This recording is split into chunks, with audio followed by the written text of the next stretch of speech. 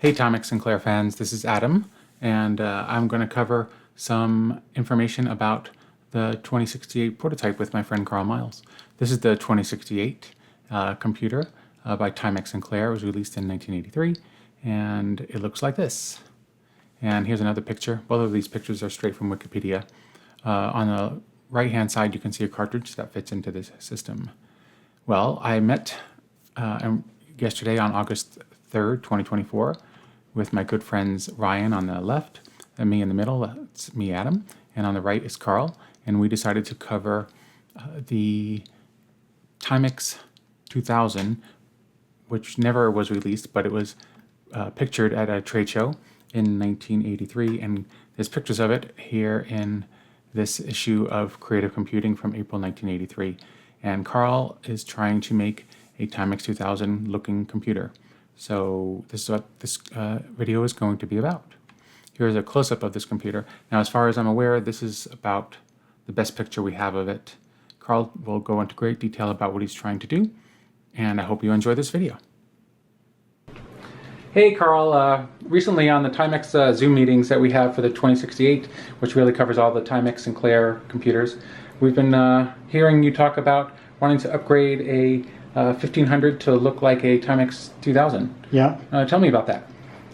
So, kind of my initial idea was to take a 1500, Timex Sinclair 1500. And this is just a regular old Timex 1500, right? Straight from US? Right. Well, these are kind of different. These are Czerweny, or I'm not really sure how to pronounce that, but these are from Argentina, right? And apparently, if you talk to David and Zhao from Portugal, that they, Timex Portugal actually pretty much did a lot of the development work on the Timex Sinclair 1500. So, the case design, the board design, all that stuff, we actually have what would originally been, maybe the 1500. We've got it off camera right now. Maybe we'll show it, but that was, the initial concept for a Timex Sinclair 1500 would have been, actually something like this, right? So the 1500 was originally going to look a little different. How is that going to look? Yeah, so I kind of made a prototype here of what the original, design for the Timex Sinclair 1500 would have originally looked like. And, so it would have been in a silver case. It's basically a Timex Sinclair 1000 or a ZX81 in a silver case. I don't think they were going to do anything else with it, but, I think that this was the original design. But then, Timex Portugal decided, they wanted to maybe cost reduce it or something like that. So, ultimately they ended up with this design here, which was in a, basically a modified Spectrum case. It has these Fox vents up on the top, whereas the original Sinclair, had a Sinclair embossed up top here. Mm-hmm. And of course it said, ZX81 with the red lettering. But anyway, so the, it's in basically a Spectrum case, but it's silver, obviously. And, I'll take the cover off here, and then you can see, the board inside is this is a later revision board. There are two versions of this. The original version actually had 8 RAM chips in it, so it had 16K by 1 chips. And then this further cost reduced design, they used 16K by 4 chips, so they only needed 2 of them there. So that obviously kind of cut the cost down a little bit. And this case is, like I said, a Spectrum case. So you notice you can barely see it by the heatsink. There's some holes here for the speaker, right? For the Spectrum speaker, where the speaker for the original Spectrum would have went. But of course the 1500 didn't have. Right. There's no sound in the 1500. Obviously you can tell that the board is shorter. Right, it's all this extra space down here, which the Spectrum board would have taken up. So it's a smaller board. The big thing with this particular one is this is a Czerweny 1500, CZ 1500. So this company was in Argentina, so they made the Sinclair clones, so to speak, in Argentina. They used a different version of PAL. So this has the VHF modulator, so basically channel 2 and 3, or 3 and 4, but it does use PAL, right? So this is a a 50 hertz. It's got the 50 hertz jumper there, jumpered out. Now, the other day, Gustavo was talking about how Argentina actually uses like PAL M. So PAL N, yeah, they use okay. It's a different version of PAL. It doesn't really matter so much on the black and whites because there's no color burst crystal. Oh, okay. Right, so there doesn't really need to worry about that. But the output of this is on the VHF channels, right? Whereas typical PAL units, they're on the UHF channels, Sure. right? So they use a different modulator, and on this modulator, you can see the output for the VHF ones are over here on the right. Let me zoom in on that a little bit for you. Okay. All right. Right, they're over here on the right, whereas on the UHF modulators, the output's over here on the left. And you can kind of tell if you look at the, well, it's hard to see here, but you can see on the case there's a mold. Actually, it's much better on that. You can see this molding.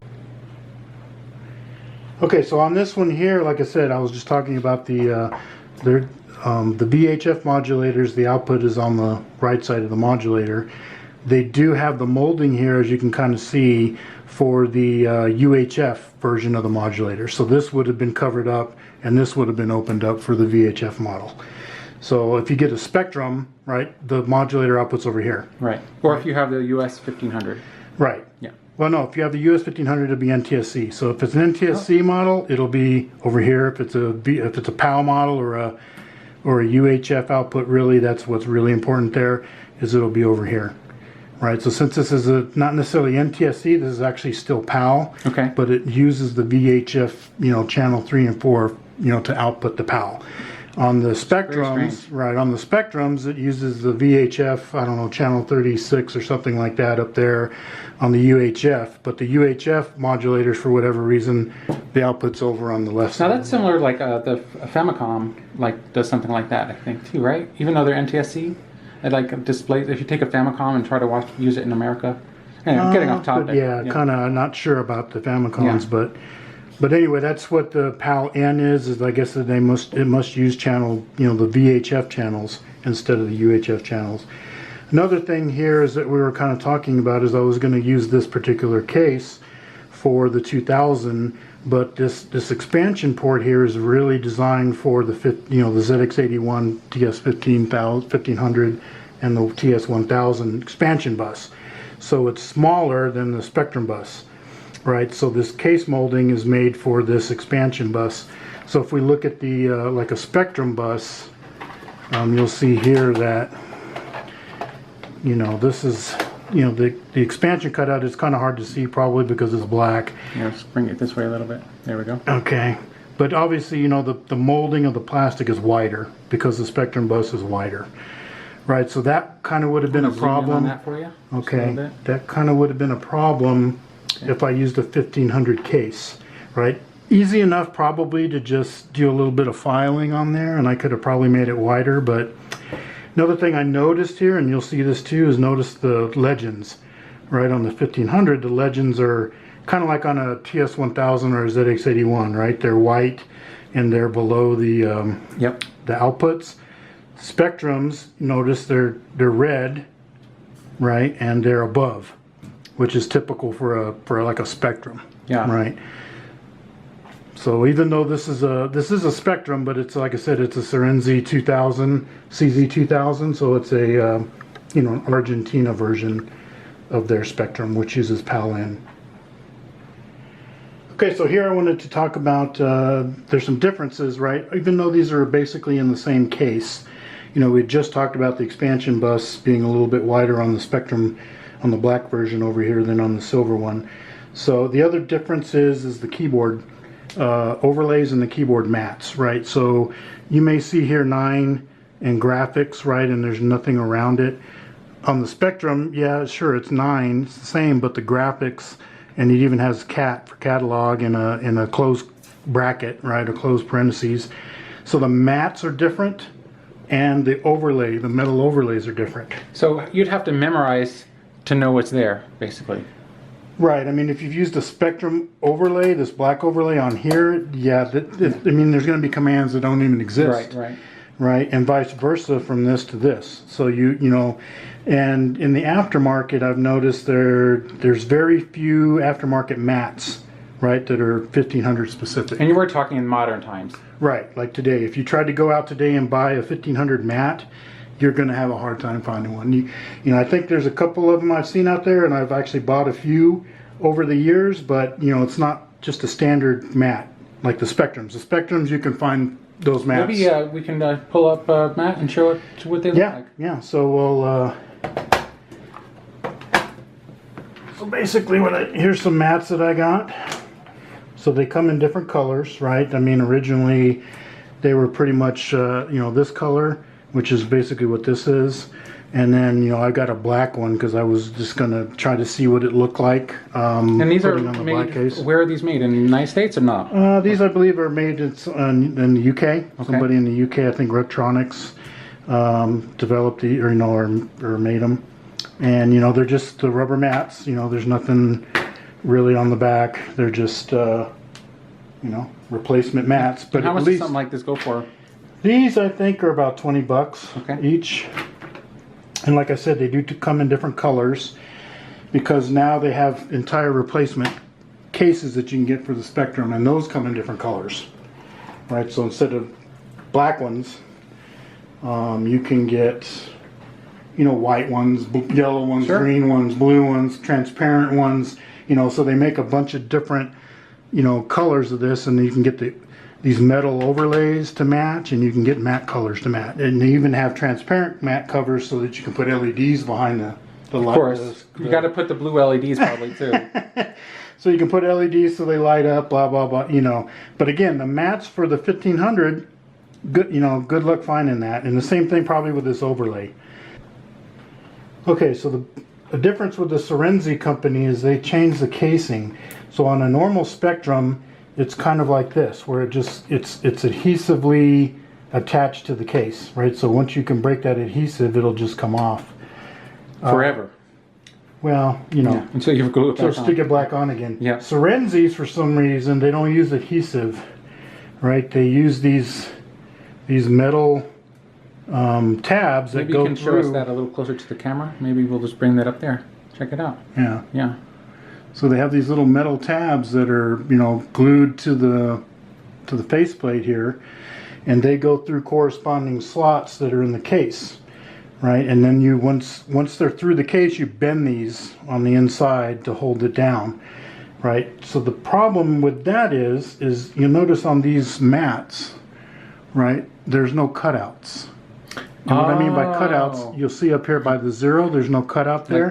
Like this one and here. on this one here, we'll take this 1500 mat off, and you can notice there's a cutout by the 0, there's a cutout by the 1, down by the shift, and of course over by the space. Now, I just want to make it clear, this is the only company that did this. That's as far as I know, yeah. Okay. I mean, that's, you know, I haven't bought every case that's probably out there, but, you know, this is, out of the ones I've seen, they're the only ones that do it. So if you get a ZX Spectrum from the UK, it's just going to be adhesively attached, like this one, right? This one here, actually, they had to change the casing, and I don't know if I can get, yeah, you can kind of see there's slots. Not just for the keyboard to go through, but it continues on, you know, on both sides, on the top there. And obviously, you know, that's for the metal, the tabs. Metal to go through. And like I said, once it comes through, you just bend it over here, and it holds down at a 90-degree angle. Right. I'm surprised it hasn't snapped off. Well, I mean, I haven't taken it apart, you know, that many times, but yeah, it's I don't know, it's made out of brass maybe or something like that, but it's nothing, you know, too. But as you can see, they kind of come through there, right? They stick out, and then you just bend it over, right? Yeah. And it holds it down. So that's kind of a big difference because of the mats that you'll buy. You know, they won't have the cutout. So you can, I'm going to have to make these cutouts myself. Sure. Yeah. Right? Because to put these mats, sure, the mat will fit in there. I still find it mind-boggling that you can buy new ones of these 40 years after these computers were introduced. Yeah, they made a lot of these in Britain, so yeah. And somebody on this one, you'll notice, I don't know why they chewed out the B key. That's kind of why I needed to get another mat anyway. But even on the Spectrum one, you can see that it's got the cutouts, right? Obviously, because the same thing on the CZ2000 case. But, you know, the mats will fit in there. You know, that's not really a big issue. There is a little slight difference where there's these cutouts here. You can kind of see there. Oh, yeah. Between the P and the O, the W and the Q, right? And down here and down here. And there is not that on the, you know, on these replacement mats, but it's very thin there.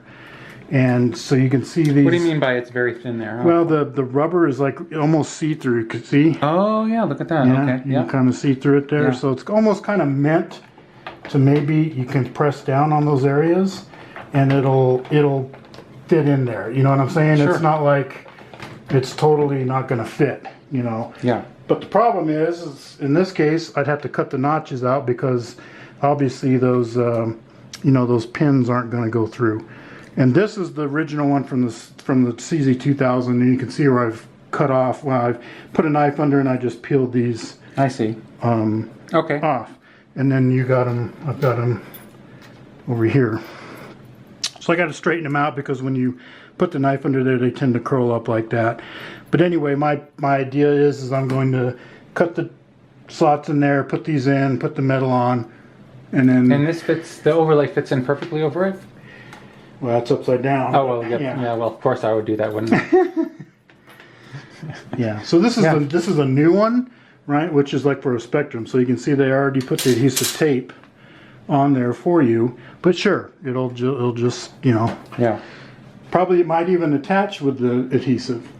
Right. You know, but typically on the adhesive, especially on these sides, how they bend, one side usually is always sticking out for whatever reason. It's just the way it is.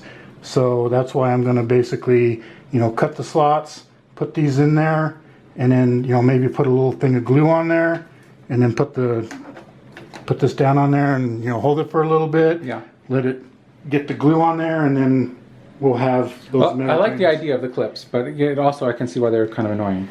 Yeah, and that's the problem is when you get a new overlay, right, like this, they all come with adhesive. Sure. They don't come with Which is great. Right. And that's the majority of the Spectrums. Mm-hmm. And, you know, 1500s are even that way if you could get this plate. I haven't seen plates for sale because they didn't make that many of those. But Spectrum ones, sure, like I said, and you can get these in different colors and, you know, all that kind of thing. So that's my intention, is to, you know. But another thing, on the Timex Sinclair 2000, if you look at pictures that we have of it, it doesn't have the rainbow. Now we're talking about something a little bit different. We're talking about how you want to recreate a Timex 2068 that was going to be released in America as a Timex 2000. Right. Basically, it's the Spectrum. Right. Right. It would have been the Spectrum, and Timex would have just made it NTSC, made it pass FCC, and sold it. But they ultimately didn't go that way because probably because of the market. And, you know, personally, I think they probably should have sold it. Right. Because that would have given them at least some money coming into the company while they were developing the 2068. Sure. Oh, good point. And it's had both, had the 2000 and the 2068 data. Right. Because, I mean, people would have bought it.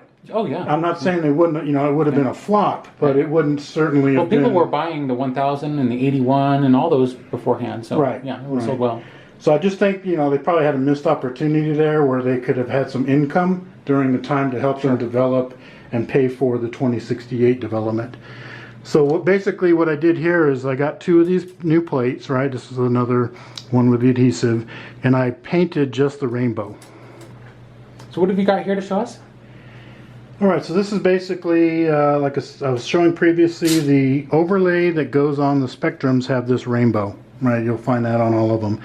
If you look at the pictures for the Timex Sinclair 2000 prototype, I don't see a rainbow on there. So this one I painted. You can kind of see it up close here when we're looking at it, but, you know, I'm not trying to make this like 100%, you know, that would kind of be difficult, but I just wanted to get rid of the rainbow. So I think in the picture you can kind of see that the rainbow is gone. Right, and that makes sense too, because the Spectrum had the rainbow because, you know, the spectrum of colors. Right, it was a color computer, and that's why.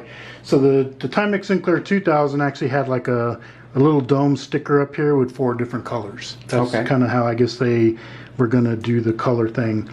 You know, I think I've only ever seen a black and white picture of the 2000. Yeah, there's some color ones out there, but still, they're from 1983, so they're not really, you know, can't really find a high-res picture of it. Yeah. So we just kind of got to go off of what we see. The other thing is this has got the black mat, so we kind of put the black mat in earlier. So this is what the black mat would have looked like on the black case. The other thing is to note that the Timex Sinclair 2000 was in the silver case, right? It wasn't in a black case. So it would have been like the 1500. Right. So ultimately, I'll have to end up probably painting this case silver, and because I've seen also in the pictures, you'll notice on the prototypes they're black down here. I don't see a silver like you do on the 1500 down there. So they must have just painted the top. But in any case, and just to I understand, but just to make sure people understand why the heck you don't just use your silver one that you already have, it's because of the back here, this size difference. Right. Correct? Well, as you notice, the cutout is only on the bottom half.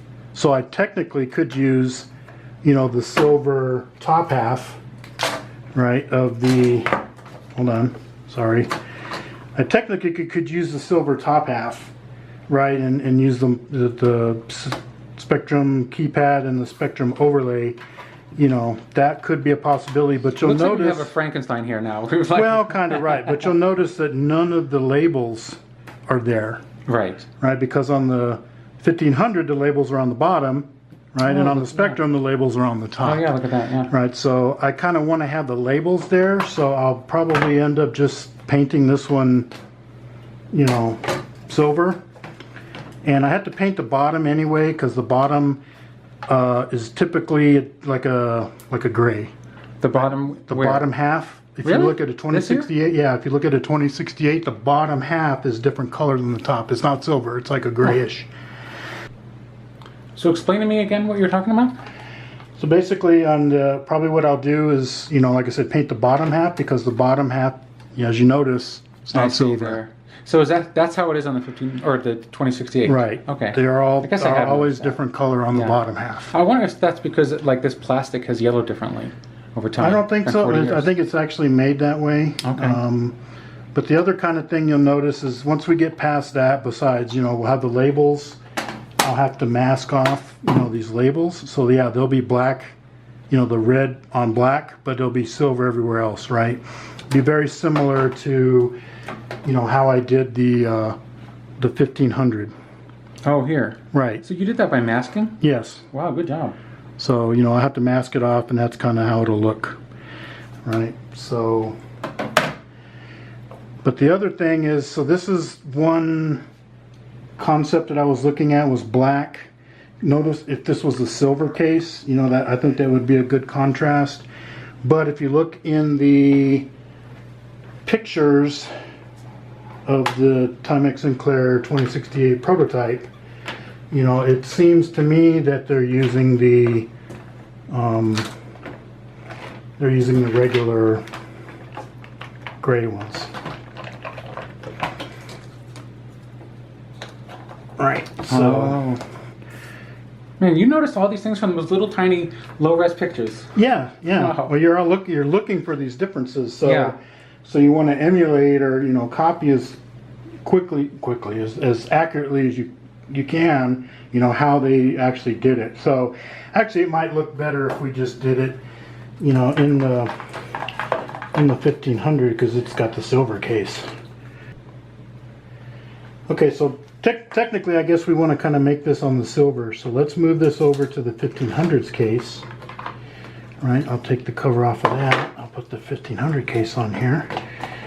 That way we'll... This keyboard down. Like I said, it's got these little... You want to get you a hammer? Yeah, really.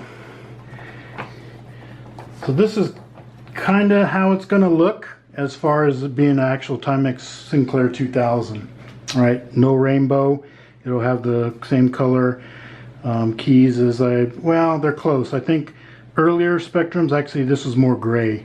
Then this is kind of like a This is like a gray. Yeah, greenish see, right, gray or something. right. But even on this, it's the same. It's pretty close. It's not quite the same, right? But I can't use this mat because obviously the B key is gone. So, right. Otherwise I probably would have. But So the other thing is, but like I said, if you look at the pictures, see how it's silver down here. Because it's a silver case. Yeah, I didn't know. I guess I should have examined those pictures. If you look at the pictures, or maybe I'm not looking at it right, but I think I see it as black. It's all black down on the bottom. Okay. So I may have to paint that black, right? Or when I paint the black case silver, I don't paint the bottom. Right. Right, I just leave it black. Because I don't see a silver strip down on the bottom, right? So you've seen color pictures. You'll have to make sure I see those because I did not remember seeing those at all. It's interesting. Yeah, and of course these stickers come off. This one's kind of sticking up. Oh, don't pick it up. Yeah, I know, but it's. Yeah. And then I'll put the Timex Sinclair 2000 sticker in there. Right, which you have to make. Right. Yeah. Now the other thing to look at on this is obviously the motherboard. Here, I'll zoom in a little bit here for you. What part of the motherboard do you want to see first? Well, notice on this we're also using a VHF modulator, which is perfect for us because we want it on channel 2 or 3 or channel 4. Because we live in the United States. Well, yeah. Although it's it's not NTSC or PAL specific, it's just what channel you're going to put it out on, right? So this one, since it's from Argentina, wait, this doesn't put out an HD signal? No, of course not. Probably an HD signal for the time, but certainly not for now. So you'll notice, again, that this is an Argentina system, so it uses the VHF modulator, right? Because it uses PAL-N. So you can notice the frequency on the color burst crystal there matches their color burst frequency. Okay, and I have a question here. So I know this company, for other home game systems and computers, Aztec, I think they're called. Yeah, Aztec. You can actually, I've seen them on eBay. You can buy like just these like new old stock. Right. Like if you were to take one and put it in here, could you use them like from another country, and what would happen?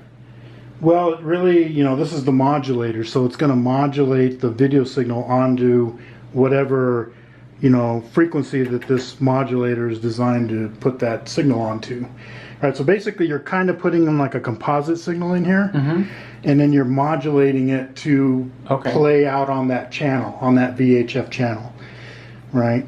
So yeah, you could, and that's basically what they do when they have the PAL unit, well, not PAL units, I shouldn't say that, the UHF units.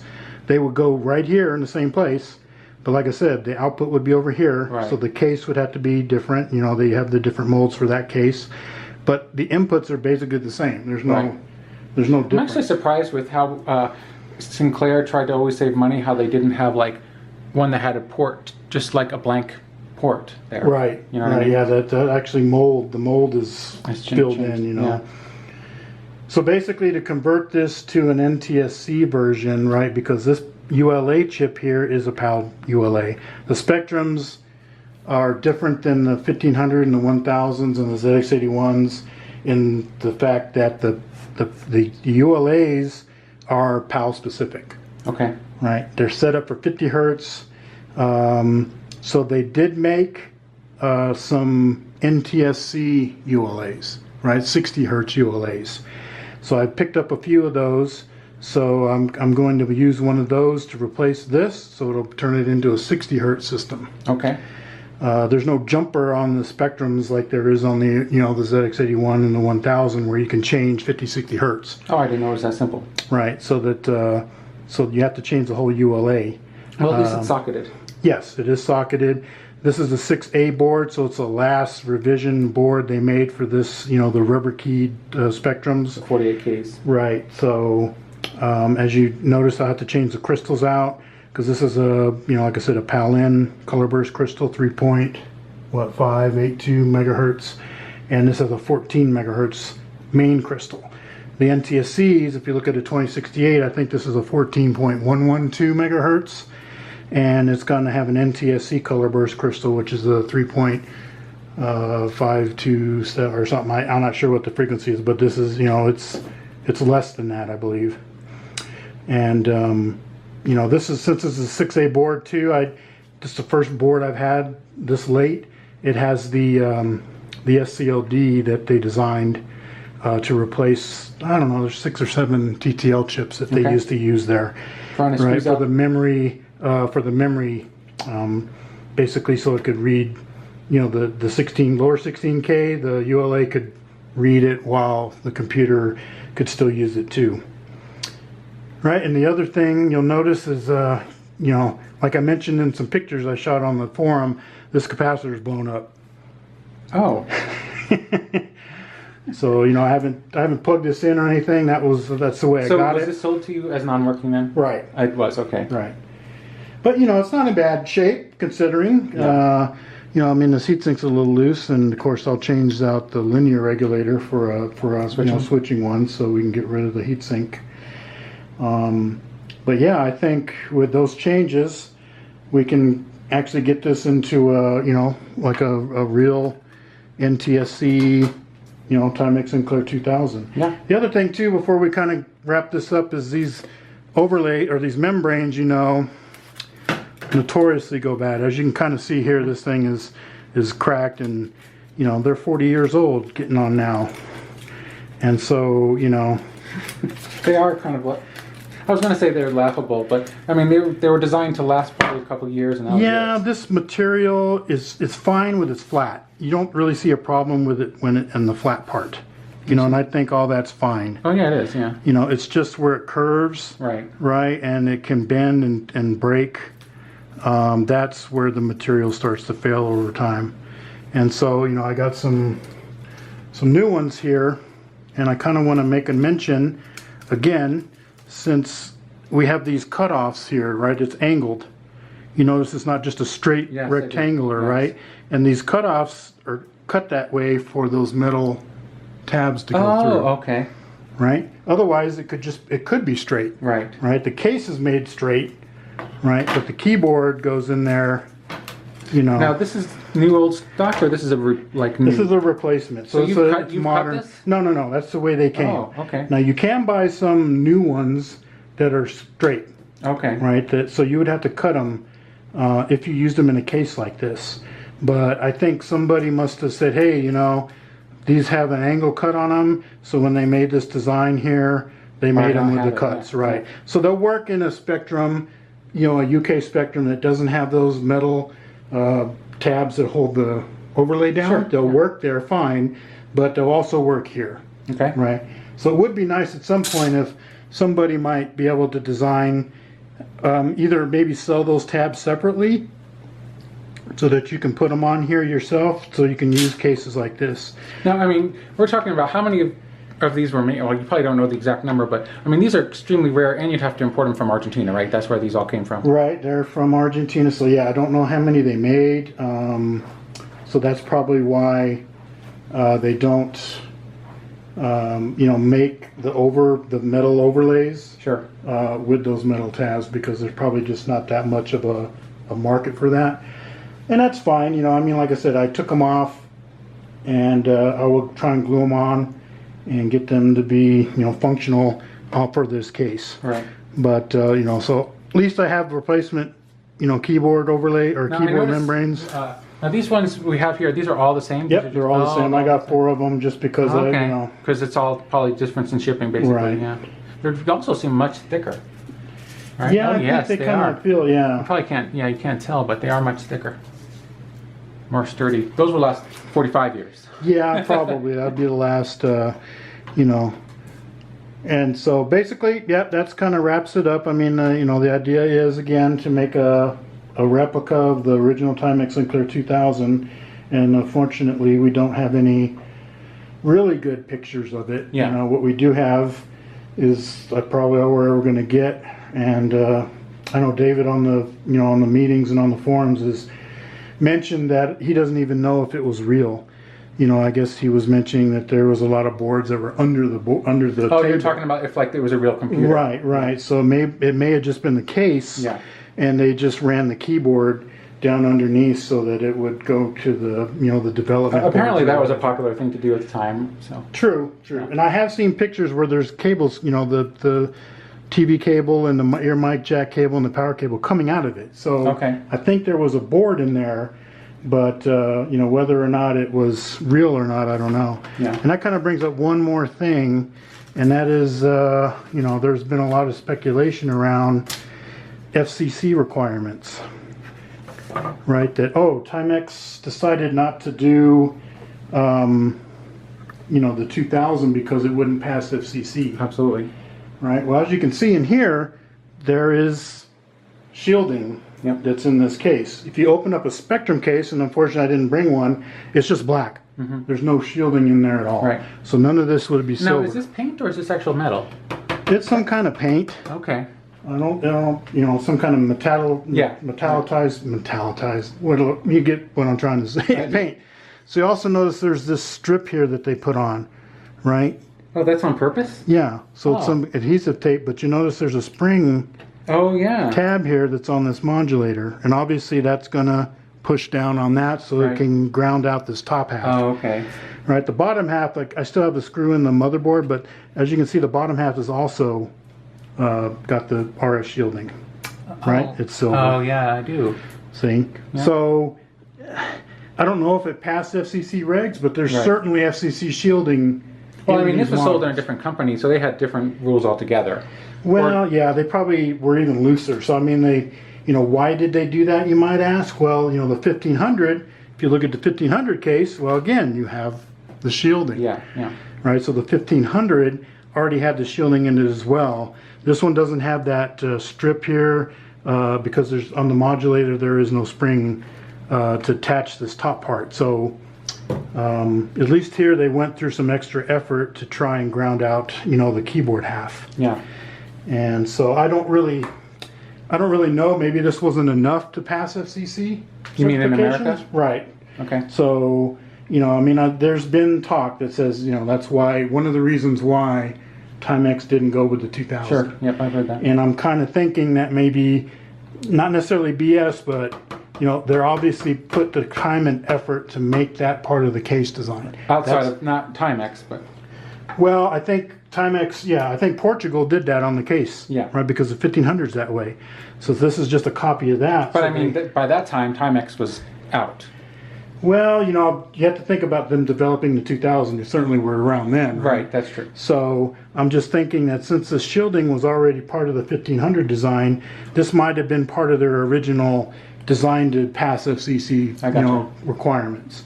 And you know, maybe they did pass FCC requirements, but they still decided, you know, we didn't want to just go the way we did with the 1000 and copy the ZX81. Right.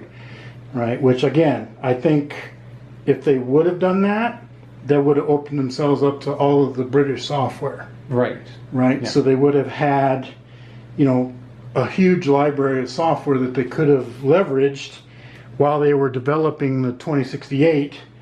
Right. Absolutely, yeah. So they could at least get some money, some positive cash flow going into the company instead of just shelving all of this, and they weren't getting anything. Right. Well, they were getting money from the 1500. Oh, the 1500 hardly yeah, sold, you know. Yeah, you know. So I mean, they could have probably gotten a lot more money Right. if they were to actually sell the 2000. And who knows if they even would have made the 2068, honestly. If they had, if the I think they would. the set gone Yeah, well for I think them. they would have because they definitely wanted to you know, add to the American market because of the cartridge. You know, all the systems at that time, at least here, right? Many had of them had cartridge. cartridges, yeah. They had better sound, right? Which is what the 2068 Right, they also had the brought. sound chip. Yeah. Right. Yeah. And so, you know, that's why I think. They even you know, on the 2068, they even added the mode that had 68 columns. Right, right. So they definitely expanded the well, it's an SCOD in the 2068, but the ULA, you know, same thing Sure, basically. yeah. They certainly expanded its capabilities. But basic design is the same, obviously, because you can put a ZX Spectrum ROM in a 2068 and it works basically just like a. I mean, the ZX timing is a little Spectrum. off. So you were saying you could play the game, and you can play a lot of the games, but the timing is kind of off. But it still works. It's at 60 hertz, right, for ours. Right. Yeah. So if you really wanted to get a Spectrum that way, you'd probably have to look at the Portuguese Timex computer 2068, which uses a PAL SCLD, right? And that one you can actually switch. There's a pin on there for 50-60 hertz. Oh, okay. So that one you can actually change.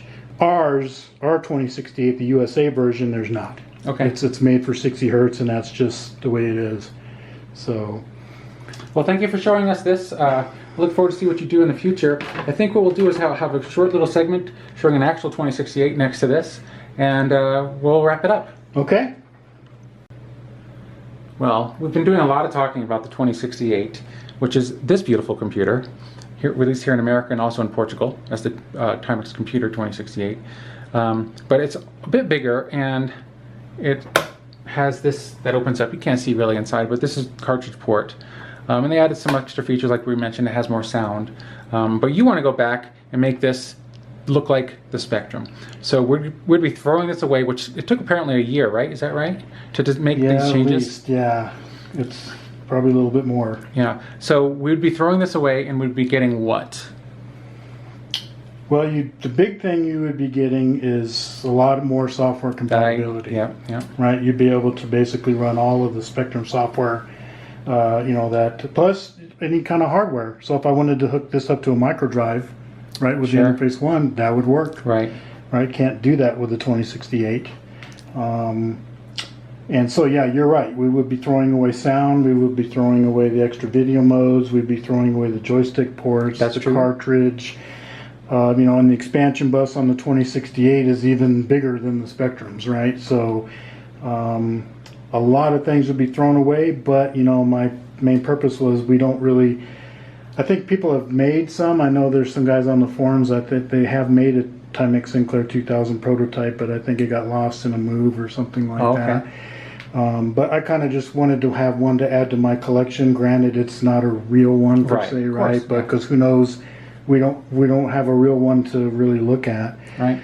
And so again, this is the 1500, but we were kind of looking at the color scheme of it, and then again, Adam may be able to show I was mentioning the bottoms of these are a different color, right? They're not silver. Yeah. And I don't know if you can see on the camera that's like a grayish color. Yeah. Probably not so much, but this is kind of beige here on it, so it's definitely not to that. But yeah, this one does look like it's kind of faded and gotten yellowed. Yeah. Well, this one doesn't. This is a nice pure gray. I don't know if you can.